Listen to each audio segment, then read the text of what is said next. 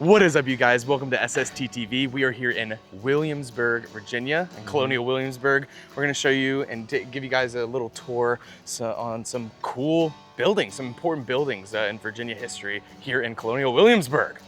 Yeah, so today we're going to be talking about the seeds of revolution in Williamsburg, Virginia from 1763 to 1776. So yeah, like Jacob said, we're going to go to some historical sites, talk about what happened there, talk about the people who really were the movers and shakers getting us on the road to revolution in celebration of not just our country's 250th birthday, but our state's 250th birthday. Now that, let's get started. Let's get it started.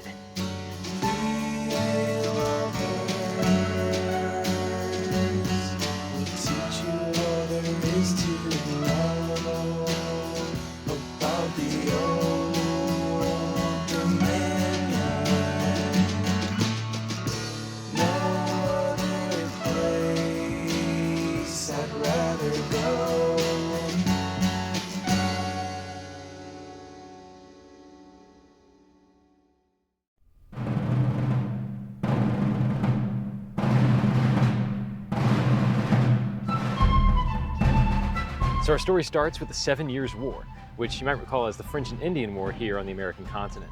So it ends in 1763. And the really big things that come out of this, well, you might hear of George Washington getting his start really in the 7 Years' War, and it lasts through Governor Fauquier's reign here in Virginia too. But what's really important is what happens after the 7 Years' War. It's when the British start the Proclamation Line of 1763, that policy, which basically drew a line in the Allegheny Mountains, preventing settlers from expanding past that and leaving those lands to Native Americans. That really did not sit well with a lot of the settlers who had already settled past that and who already owned property given to them by the government, and also didn't settle well with people who wanted to go further past that, people like Daniel Boone you hear about. So the Proclamation Line was a big issue kind of with the Americans and the British, but even bigger than that was the fact that the British Parliament took a lot of the money they had spent on the war and lobbed it off onto the colonists. They increased the amount of the defense spending that they would be spending on the colonies. That responsibility now got shifted to the colonists to pay. And a lot of colonists weren't super happy about how that was done. Yeah, something to note is that the colonists were more upset about the methods of being taxed rather than the presence of the tax itself. It was, we've heard a lot of taxation without representation, which meant that the colonists did not have representation in the British Parliament. It was Britain that put all these taxes out, the Stamp Act, the Quartering Act, the Townshend Act, the Sugar Act, everything. So, Yeah, and these are one of the things that General Assembly believed, we'll talk about this more later, is that they thought the British had rights to tax externally, right? Especially like, imports, things like that. But they thought that the internal taxes that just happen here, should be left to the General Assembly itself.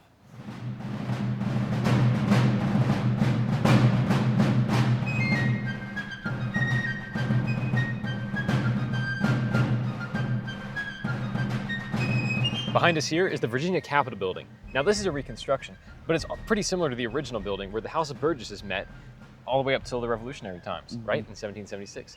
And so the House of Burgesses are the oldest continuous governing body, democratic governing body in the New World, like this half of the globe.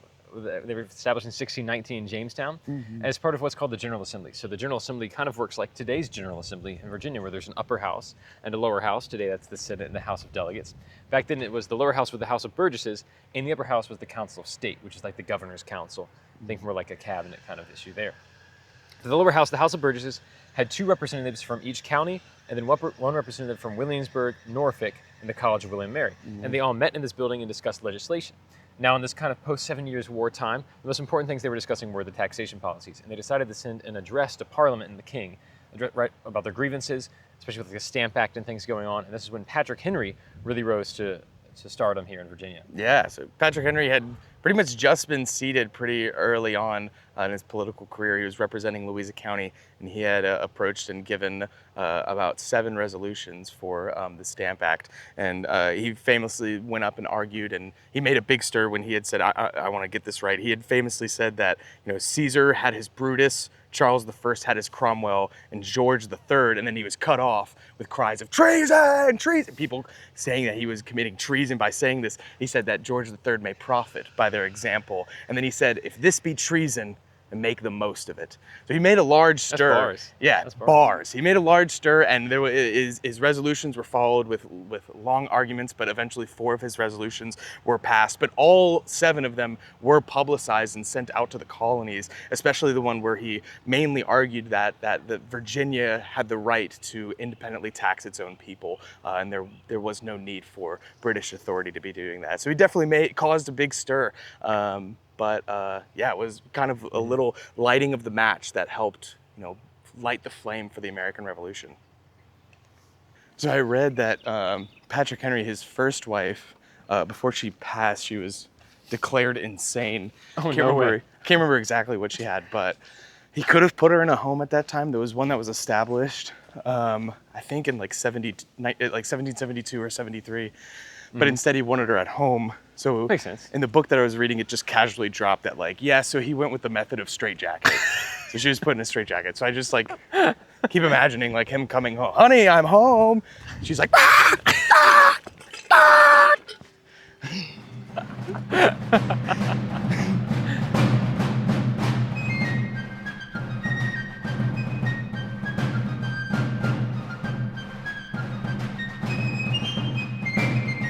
This is the Wren Building on the campus of the College of William and Mary, which is directly adjacent to Colonial Williamsburg. It's the second oldest educational institution in the nation, right after Harvard. And Thomas Jefferson went here. In 1760, he became a student. He left in 1762 to go study law under George Wythe, but it was a very important 2 years of his life. He'd spend most of his day studying. This is where he built a lot of his adult routines as far as reading goes and exercise, and where he built a lot of his theories, where he met a lot of men, young men who he would later serve with and the government as a burgess or as a delegate or as a governor. And so it was a very formative time here. Now, he actually didn't like the design of the Wren Building. Jefferson did not like this building. And he appreciated his time with William and Mary, although he didn't necessarily enjoy it as much as one could expect Jefferson to.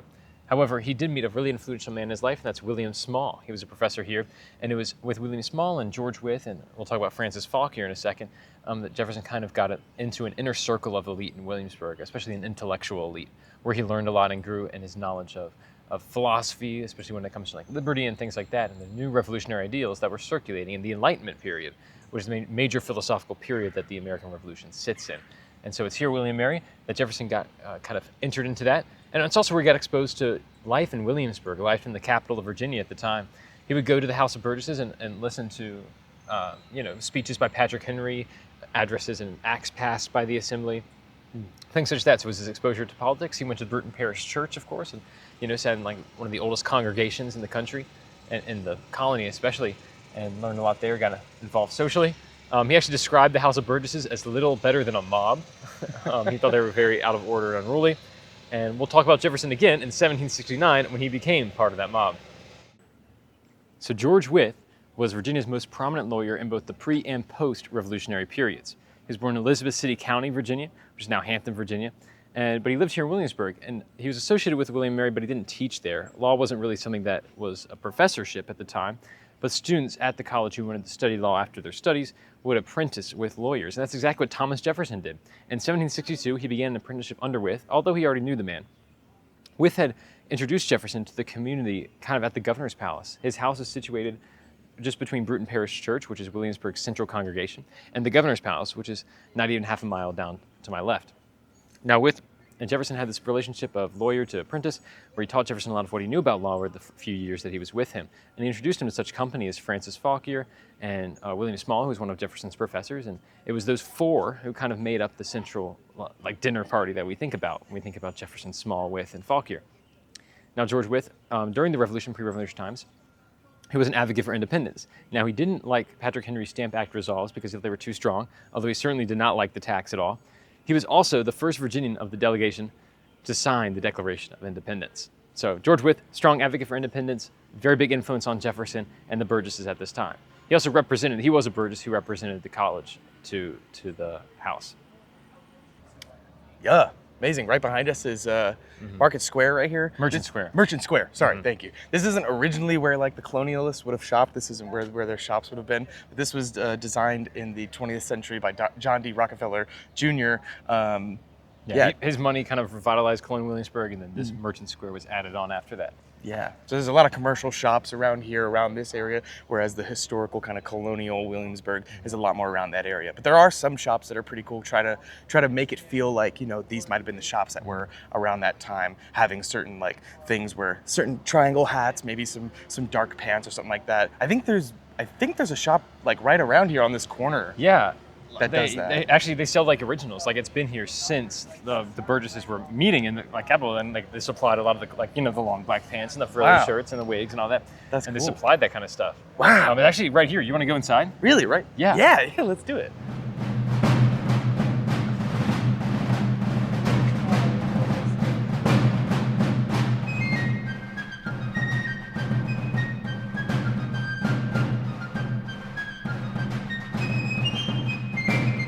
So here I am in front of the courthouse in Colonial Williamsburg, which functioned, as you can imagine, as a courthouse. So let's talk about what other Virginians were doing during this time, not just Jefferson or Wythe or Henry. So other Virginians were kind of on both sides. Some of the gentry did not support Patrick Henry's resolves at all. Others were hugely in favor of him, saying, yes, Henry, you did it right, you said it right when you got that. When the first stamped paper arrived in Virginia, a mob gathered in Colonial Williamsburg near this spot and actually forced George Mercer, who was in charge of the distribution of stamped paper, to resign. And he did resign from his job, although Francis Fauquier, the colonial governor, was able to calm down the mob from violence at the time. Now, other Virginians were doing things. Richard Henry Lee, who's a very prominent Virginian from Westmoreland County, was one of the first to call it the illegality of taxation without consent. That's where we kind of get our taxation without representation idea from.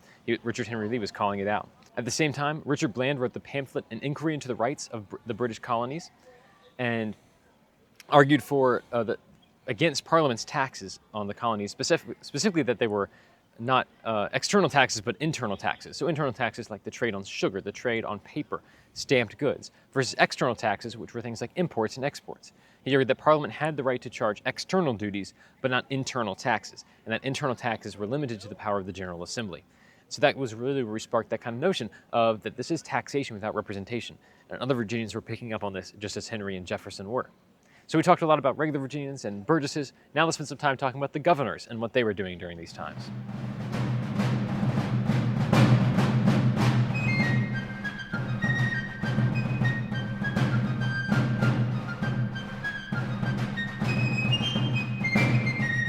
We're standing now on the Palace Green, which leads right down to the centerpiece, which is the governor's palace. When Virginia was a colony, this is where the royal governors would have stayed while they were a governor of Virginia. Well, actually, a lot of the governors didn't actually stay in here.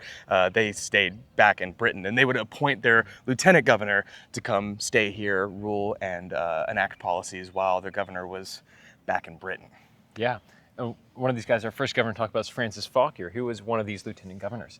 Now, he came over in 1758, so right in the middle of the French and Indian War. So he picks that up, but he's very well liked by the citizens of Williamsburg. And actually, you know, Jefferson joined him at his table frequently in the company of Wythe and Small and others. And so he was a very learned man, a man of science, of what was back then called natural philosophy, very interested in things like technologies developing, scientific inquiries. And so he was part of that society and that kind of community there. And that's what maybe one of the topics that Jefferson and Wythe and Small and Fauquier would have talked about pretty frequently was science. Jefferson biographer Dumas Malone described him as almost everything that the gentlemen of Virginia could have wished their governor to be. He was like that perfect governor. Now remember, this time we're not really worried about taxation yet. Pretty chill period, kind of, other than the war going on. Yeah. But as far as like resentment against the empire, not much of that is happening right now. So Fauquier kind of lived in that environment. Now, after that, it's a trying time, after the war ends, because this is when the taxation starts, this is when colonists start getting unhappy. And so Fauquier kind of rides that middle ground, almost like, you know, he's Spider-Man holding the two ends of the train, right? Yeah. So he's like holding back the British Empire, but also not allowing the colonists to get their way all the time.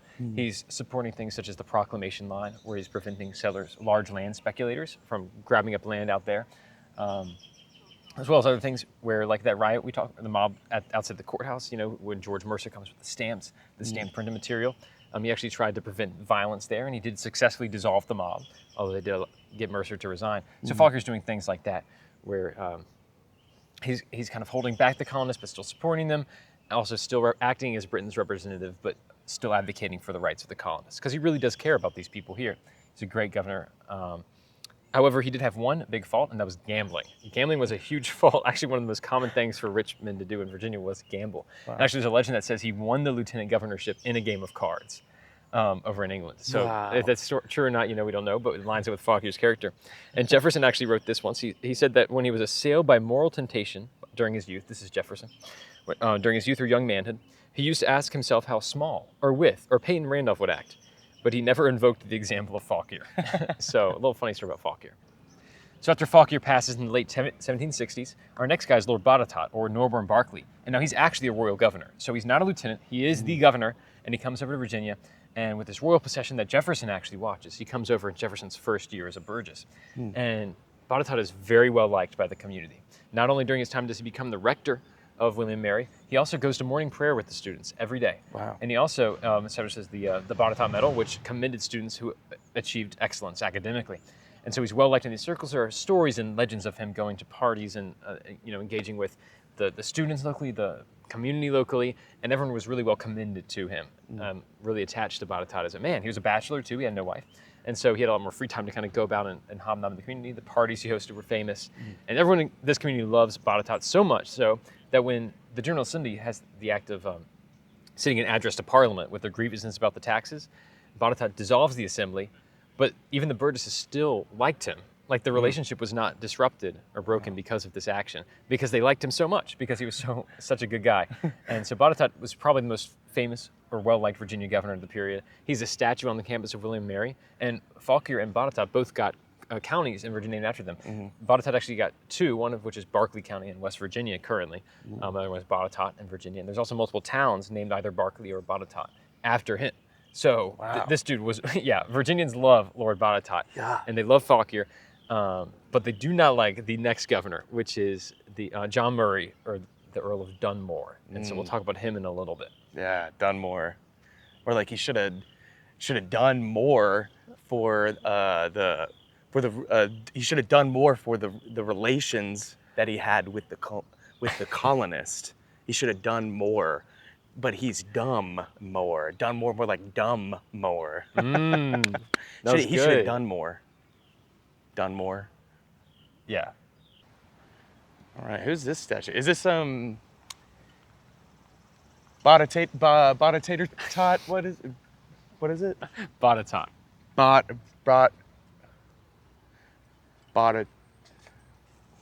Yeah.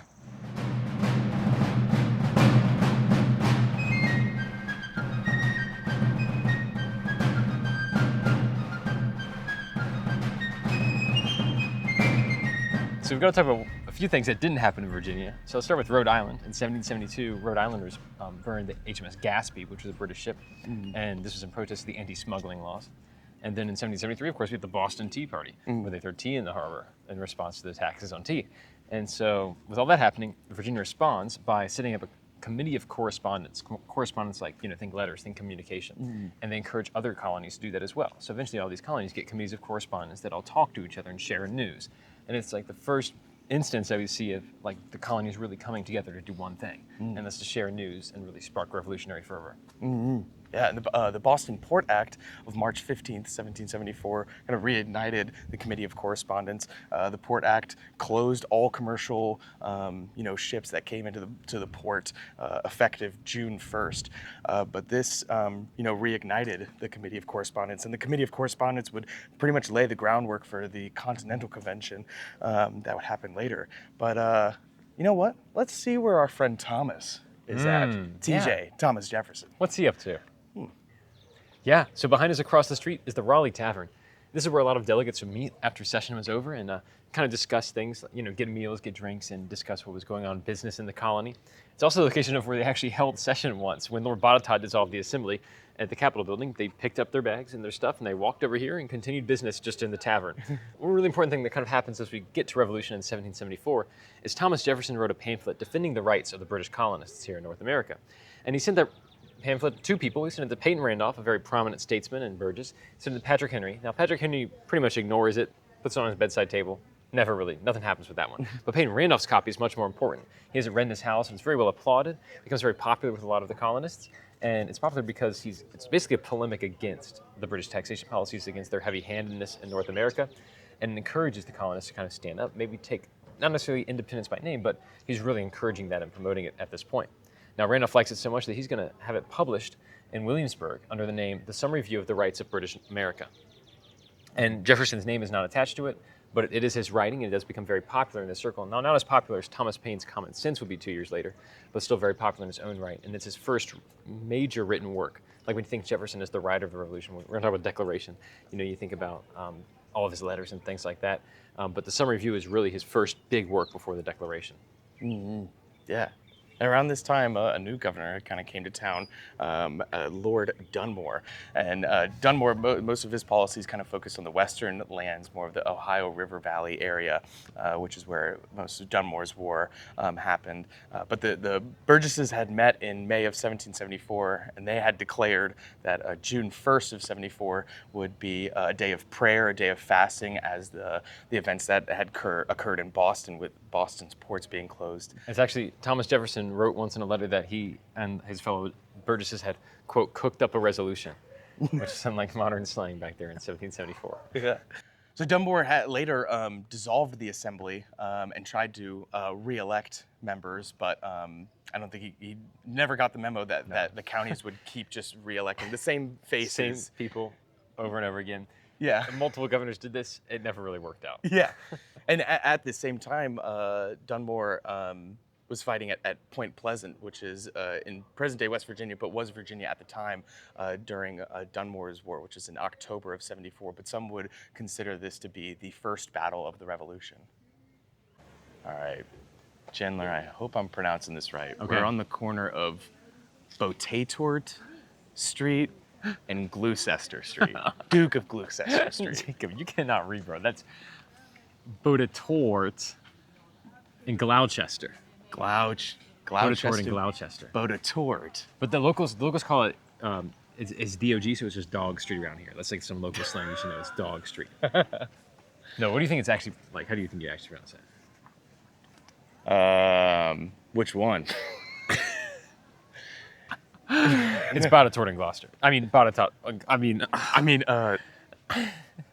Botatot in Gloucester. Gloucester, Botatot. Mm-hmm. Now you know. I think I got it.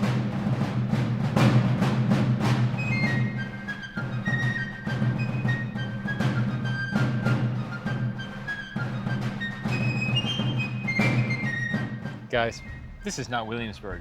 We're in the Rich right now. We are in Richmond, Virginia, talking about St. John's Church in 1776. Jacob, take it away. Oh yeah. So to set the scene a little bit, in about 1774, Dunmore had issued a little proclamation that just told the Burgesses that they basically weren't going to meet until May of that year. But the Burgesses were not a big fan of that. Anytime they tried to reach out to Dunmore during that period, they would basically be dismissed. And a lot of laws and policies during that period kind of became lapsed, which meant they either were expired or lost their value over time. And one of those acts, which was pretty important, was an act that helped raise militia for the colonies. So that was something that was really important. So they came here to really kind of discuss that issue. So the county, a committee in the county of Fairfax had come together and kind of decided to, one, raise a militia and drill them, as well as put out and levy a tax in the county to kind of help raise this militia. This was one of the first times as well that recorded that a county did this by themselves and not with the governor or something like that. So it was kind of a big deal. And so this act, in which the committee had moved to arm the county and give itself the power to levy and collect taxes, this kind of alarmed Dunmore a little bit. So that kind of sets the precedent of why we're meeting in Richmond, not why we're meeting in Williamsburg. This was also for the safety of the delegates that came here. So in January of 1775, the Virginia Gazette contained a small notice advertising that several counties and corporations in the colony are requesting multiple people to elect multiple delegates to represent them in the convention. So they met from Monday, May 20th, all the way to Monday, May 27th, so for 7 full days. But the main really important day that we're going to talk about is the 23rd, which is where Patrick Henry gave his fiery speech, which everybody knows as the "Give me liberty, give me death" speech. Alrighty, so Thursday, March 23rd, 1775, This is when Patrick goes and really argues, Patrick Henry really goes and argues that it's time for Virginia and the other colonies, but mainly Virginia, to start building up its own militia independently. He gives an extremely passionate speech. I'm going to read a little bit from it. But yeah, basically insisting that war with Britain was inevitable already, that there had already been actions already happening, there had already been, stirring, and that it was basically inevitable, and that nothing less than an organized militia would be able to defend the colony. So really the big part I want to talk about is where he says that our brethren are already in the field, talking about the militias that are already starting up. He says that they're already in the field while we stand here idle. What is it that they wish? What do they want? Says that, do they want life so dear or peace so pure as to be bought by chains and slavery? And he says, forbid it, Almighty God. Forbid it, right? And he says that he doesn't know, I may not know what course others may take, but as for me, give me liberty. And he kind of, it's said that he reaches out his arm. He's got a penknife in his hand too, Yep. actually. Or give me death. Paper cutter in his hand. So very dramatic, and this definitely is a big, Patrick Henry is sometimes known as the match that lights the flame of the revolution, where James Madison and Thomas Jefferson were kind of the pens of the revolution. Patrick Henry was almost the voice. He was an amazing orator. So this speech becomes extremely famous, not just in Virginia, but around the colonies, and really lights that flame. And it also becomes prophetic. He's talking about militia that are starting up in Fairfax, but also militias that are starting to grow up in Massachusetts. And this speech becomes prophetic because less than a month later, in April of 1775, we have the Battle of Lexington and Concord, which happens in Massachusetts, the first battle of the Revolutionary War. Yeah, and shortly after as well, Henry was actually elected as the commander-in-chief of the Virginia militia and the colonel of the 1st Virginia Regiment, which is pretty cool. He only held that for a little bit and then gave that up. I don't think it was more than a year. But yeah, pretty cool. Very, very important place. And yeah, here in Richmond, Virginia, Patrick Henry, the GOAT, an orator, a lawyer, failed tobacco farmer at one time. A lot of things, but definitely, guy. Yeah, known as the match that lit the revolutionary flame. Put that in your pipe and smoke it, Britain.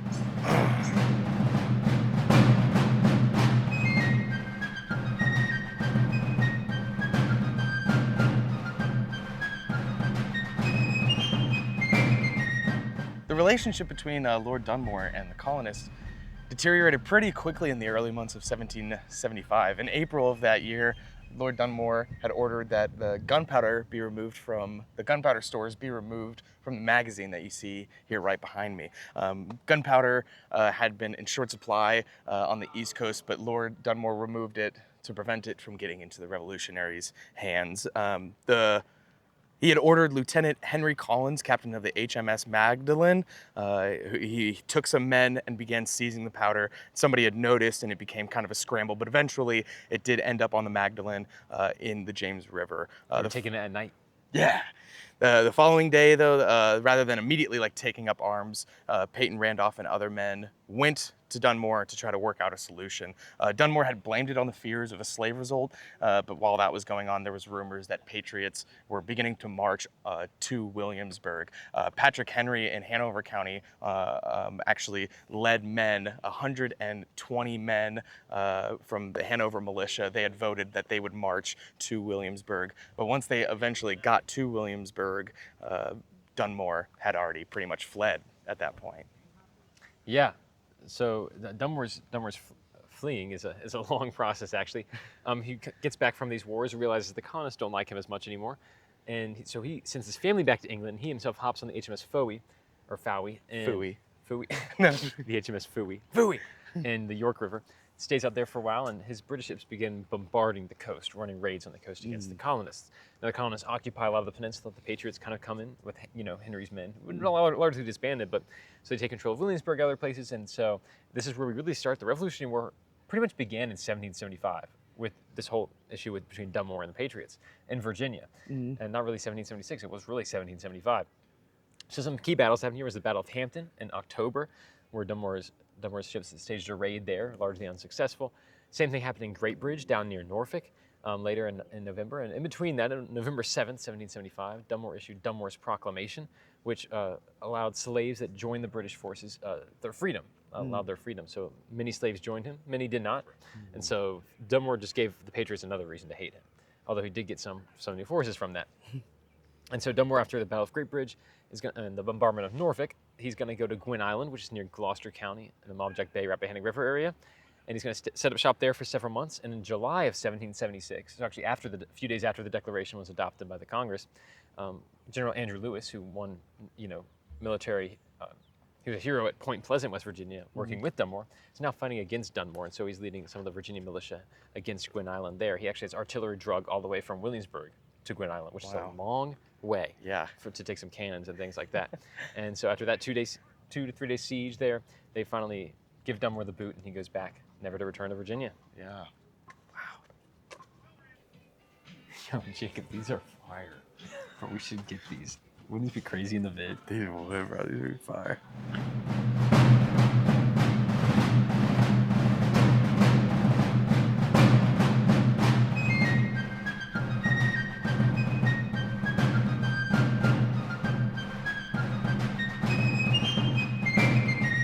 What made this revolution different in Virginia was, number one, that it wasn't necessarily just built around New England. Of course, it was in response to a lot of the things happening in Massachusetts and Rhode Island and Connecticut, but it wasn't just limited to those. Like Lord Dunmore's events with the Gunpowder Incident happened before we even heard about Lexington and Concord here. So there's a lot of just bouncing back and forth. Of course, the committees of correspondence will increase this unionization and this connected whole of the revolution, but not everything that happened in Virginia was just because people in Massachusetts were doing stuff. Virginians were taking action independently, but also together with their New England compatriots. Secondly, governments just didn't give up in the American Revolution. So for example, when the governors just dismiss the Burgesses, they don't give up. They walk down to the Raleigh Tavern and just keep going, right? And then we see that later in the Revolution when the British come and kick out the Patriots out of Philadelphia, and they take over Philadelphia. Well, that's where the Continental Congress was. The Continental Congress didn't just disperse. They picked it up and they went to York. When the British invade Richmond, the delegates pick it up and they go to Charlottesville. When they go to Charlottesville, they pick it up and they go to Stanton. Like, they just keep going. And that's the thing, is like, for the British, the colonists are like a snake that just keeps slipping out of their grasp. They can't get a hold on them. And this isn't usual. Usually when you capture, they're used to European-style war. When you get a capital, you get their king, knock them out, okay, everyone just surrenders, right? It's not how it works here in America during the Revolution. So this keeps the war going on longer, keeps the continental governments in power still, and gives people faith in their country. Thirdly, when we compare it to its contemporary, the French Revolution, which happened shortly after the American Revolution, we can see that the premises of them were entirely different. America had the benefit of fighting against a nation that lived over a month's journey away across the sea. So that means communication going back and forth took at least 2 months to get there and come back. Any supplies, reinforcements of troops, things like that, 2 months to go in there and back. It's a lot easier to kick out an army when the reinforcements are coming from so far away versus in France when the peasants, the lower class, are kind of taking over France. They have a harder job. The king is right there. All those troops are right here. Where do you run in this landlocked? They're not landlocked, but more confined area. Versus if we can get them out to sea, they'll be gone. Yeah. So a lot of geographic principles that kind of differ between America and France for the revolutions. And then lastly, it's not necessarily as sudden as we've been taught a lot. 1776 is revolution. Like, that's when it happens. Declaration of Independence, great. But as we've seen today through this video, a lot of things have been happening since 1763, since the end of the 7 Years' War. And it wasn't just sudden. There were colonists who were concerned about reconciliation with Britain all the way up until July 1776, all the way up till May and June. During that time period, it wasn't exactly everyone just woke up and wanted independence. It was a long and slow burn. Compare that to like Bacon's rebellion in Virginia, which was pretty instant, where Bacon scuffles with Governor Barclay and then goes off and does his thing, comes back, scuffles again, burns Jamestown. All that's really sudden. Within like a year or two, all these events occur between like the initial like firing up and the conclusion. Whereas here we've got 15 years. 15 years between the beginning and the end of what we'd really call the pre-revolutionary build-up, that period. So yeah, any thoughts, Jacob? Yeah, it's just been amazing to kind of walk around, get to see a lot of these landmarks, a lot of these places where a lot of great, amazing history happened. A lot of great, amazing men, fought for what they believed in, and independence and the ability to govern themselves. It's really awesome. Yeah. So we'll finish out our video by talking about how they finally declared independence and wrap up with a little bit of discussion. Virginia held 5 state conventions discussing the issues of governing their new country and independence as well. You heard about the second one with Patrick Henry giving his fiery "Give me liberty or give me death" speech. Now the 5th one was the most important. It established the Virginia Declaration of Independence. Burgesses argued for several days here at the Virginia Capitol. There was only one dissenting opinion, that's Robert Carter Nicholas of James City County. He kept debates going for 2 days, and what this really did was he eventually voted for independence, but what it did was it kind of allowed the colonists to flesh out their ideas, what independence meant, what liberty meant, what it really meant to stand against the world's most powerful empire and say, we're going to do our own thing now. Very monumental, and so his contribution to the debate allowed the colonists to understand what they were doing more so. Now the Virginia Declaration of Independence was drafted up and published on May 15th, 1776, and the flag at top of the Capitol was immediately changed out for the new Union flag, British flag taken down, and colonists over Williamsburg were rejoicing. You know, there might have been a cannon shot off and other celebrations, and as far as we know, most loyalists kept their mouths shut that day. It seemed like most of the opinion in Williamsburg was favoring independence and revolution. In fact, most of it across Virginia was that. Now, there were certainly many loyalists. But this message in the Declaration of Independence also called for the National Congress to take up this issue of independence. And so they sent messengers up to Philadelphia, and that's on June 7th, Richard Henry Lee of Virginia began making the call for independence nationally across all 13 colonies at their convention. And so a committee of 5 was there established. And this committee of 5 was composed of Roger Sherman, Robert Livingston, Benjamin Franklin, John Adams, and our own Thomas Jefferson. Now, Thomas Jefferson hadn't been here in Williamsburg for the Declaration of Independence that Virginia wrote. He also wasn't here for the Constitutional Convention, where they just wrote their new state constitution. George Mason's draft actually got selected, and that included the Virginia Declaration of Rights, which he had written, which is a very influential document for this modern period. Jefferson had written his own state constitution that he sent down, but it got here too late when that constitution was adopted on June 29th, 1776. But he would have kind of issues with Mason's draft, especially when he became governor, and they have some qualms with some of the wording and some of the policies in that constitution that he would want to eventually change and get rid of. But for now, Jefferson's goal was a lot bigger. He had bigger fish to fry in Philadelphia. On this committee of 5, they were tasked with writing the Declaration of Independence. Benjamin Franklin denied it because he didn't want to have his work edited by another committee. Pretty understandable. John Adams also refused. Thomas Jefferson was reluctant to write initially, but John Adams convinced him to by saying that John Adams himself wasn't well liked by the convention, that Jefferson was a much better writer than Adams was, and that a Virginian ought to be at the head of the business. And so Jefferson agreed. He wrote the Declaration, and it was edited by the convention there. And then on July 4th, 1776, the Continental Convention formally adopted the United States Declaration of Independence. So that's what July 4th is really about. 1776 is when the Declaration of Independence got adopted, not signed yet, but adopted, and get ready for sending to Britain. But we want to end today with one more discussion that comes out of this period, and it's when later in the month, Benjamin Franklin, John Adams, and Thomas Jefferson were asked to create the new state seal, or the state seal for the country seal. And they were considering what motto to put on it. And of course, now we know it's E Pluribus Unum, which means out of many one. But initially, it was rebellion to tyrants is obedience to God. And that was initially proposed by Franklin. Now, it did get shot down. That was not the final one. But Jefferson liked the phrase so much, it became his personal motto in life, that rebellion to tyrants is obedience to God. So what do you think about that? Was independence justified? Was the Revolutionary War justified? So that specific rebellion to tyrants. We'd also take that question broader. Is rebellion to tyrants really obedience to God? Is God honored by rebelling to tyrants? What do you think? Hope this sparks a good discussion among our viewers here, and we can keep discussing the tough questions of history, especially when it comes to the Revolution as we celebrate our nation's 250th anniversary. So thanks for watching, guys. This has been SST TV, Teaching Virginia History, making Virginia history.